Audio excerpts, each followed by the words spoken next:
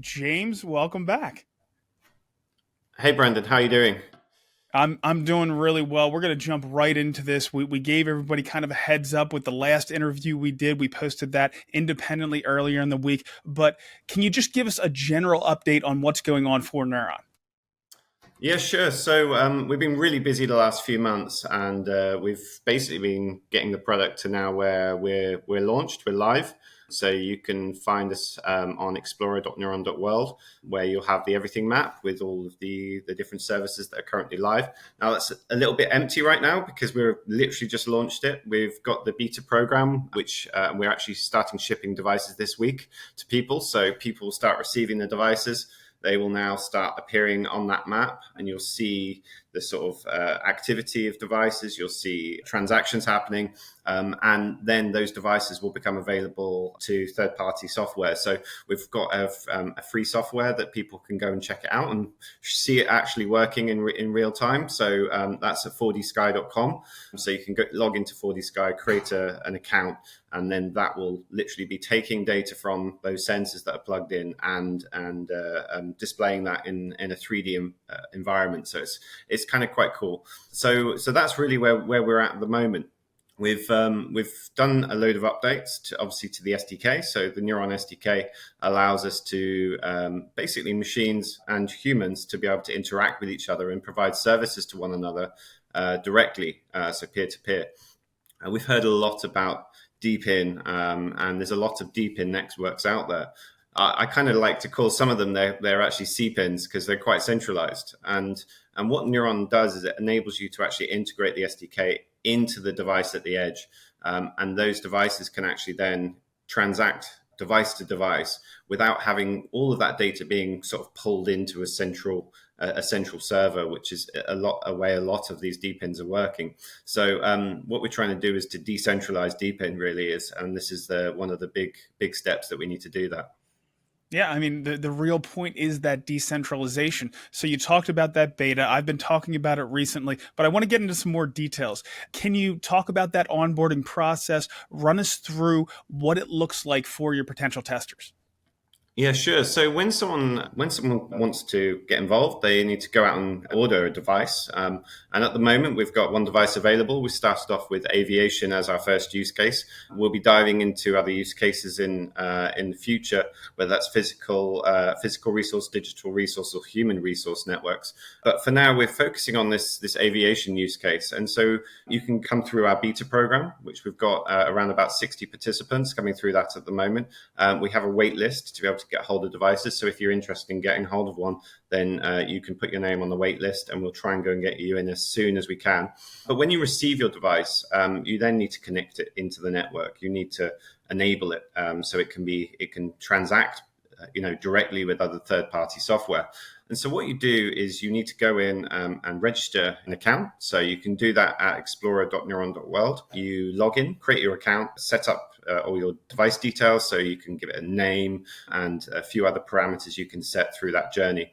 And what that will then give you is for your device, you will get the Hedera account number and you'll get a private key. And those two details can then be integrated into the device itself. So the device that you're purchasing, which is a flight tracking sensor, it has its own sort of UI, which allows you to configure some things on the flight tracking device. It's actually really, really cool. This flight tracking device has been around for years, and it's a really good professional device made by a German company called Jet Vision. And you go into the UI, and then it allows you to insert your key and your account number, and then just to ask you a few other questions. So it allows you to set your location.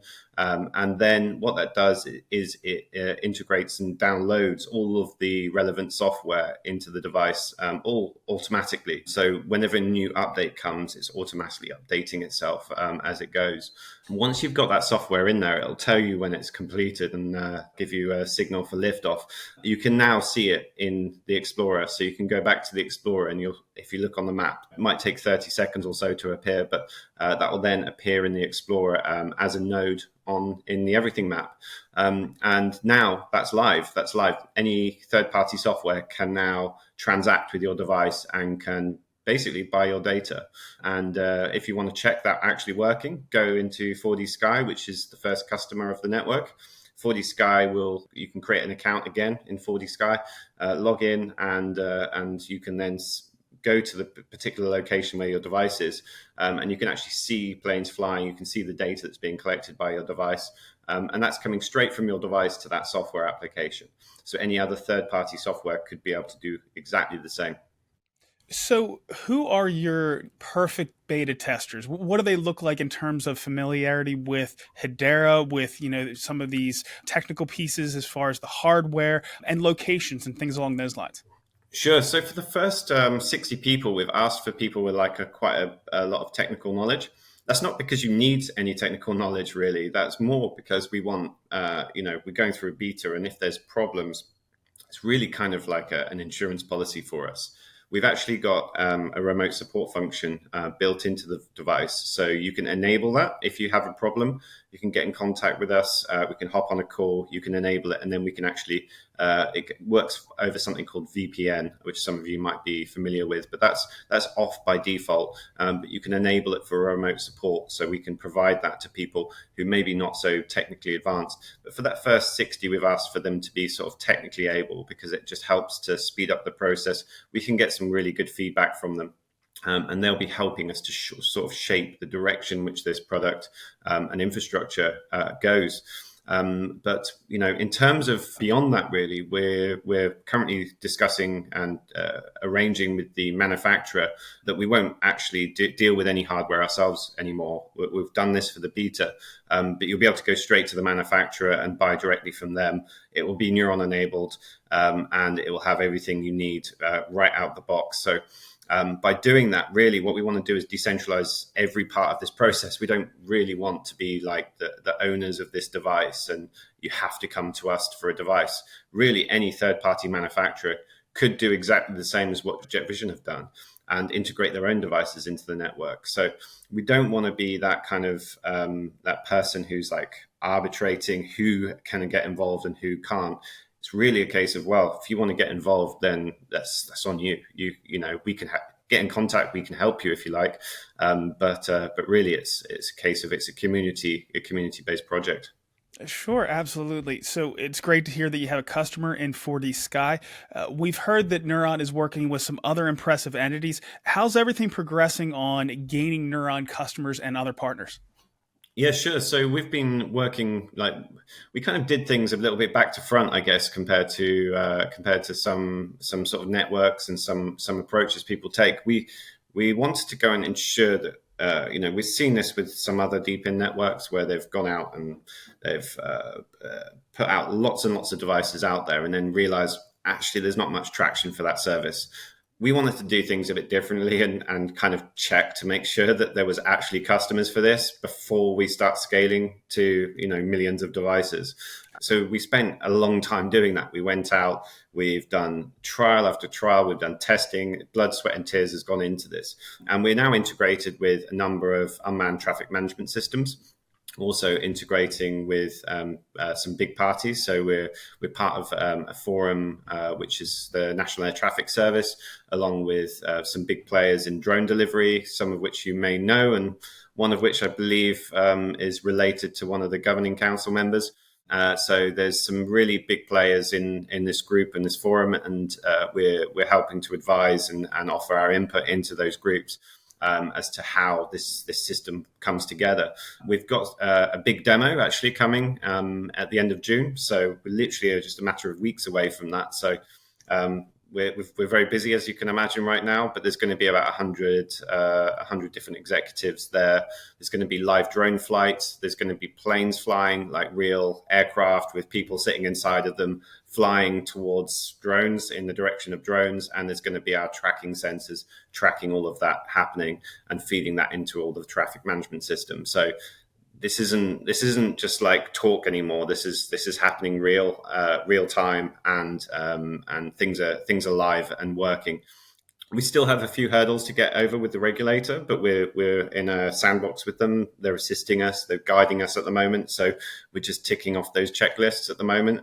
So we have to provide loads of evidence, which regulators always, they're trying to look after the safety of the public at the end of the day. So they need to make sure this is all super safe. But they really, really love our architecture because most people's architectures are centralized, so they have huge single points of failure in these systems. Our architecture doesn't have any single points of failure. So from a safety and regulator perspective, it's music to their ears. The beauty of decentralization. So, James, one thing before I let you go, I'm kind of curious. You're focused on exactly what you're working on. I know that you have a little bit broader vision for Neuron in the future, but do you think about what's going to come eventually for DePin, or are you just focused on what you're trying to accomplish with Neuron right now? So it's a really good question. So we're already thinking about steps 2, 3, 4, 5, and 6. We've already got some of those planned in. One thing that we find is that decentralized physical infrastructure networks, if you're going to communicate machine to machine, all of these machines need to know where they are, what their address is, essentially. It's like a mail system, essentially. If you don't know your address, then how can you actually send mail to people? And there's not really very, very nice ways of doing that at the moment. You have sort of some very centralized ways of doing it. You can go to somewhere like Amazon or someone like that and hit their server, and they'll tell you your IP address. And this is what's basically like your mailing address. But there isn't really a good system in the blockchain or Web3 world that allows you to do this.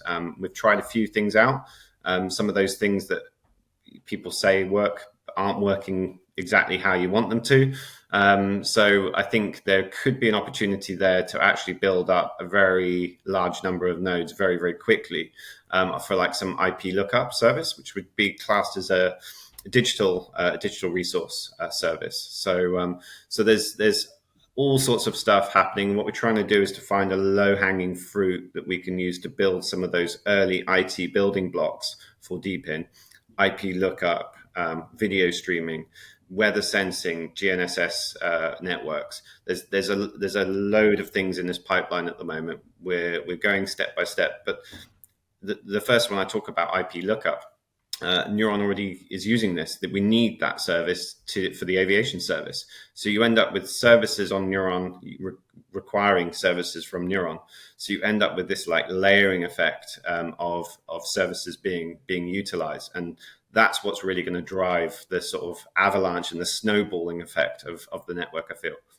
Well, James, it's great that you're looking to the future. Thanks for continuing to build on Hedera, and good luck. Nice one. Thanks, Brandon. I'm now posting these interviews of Hedera builders independently to my channel. The community, influencers, and media outlets are free to use this content to spread the word on what's being built on Hedera.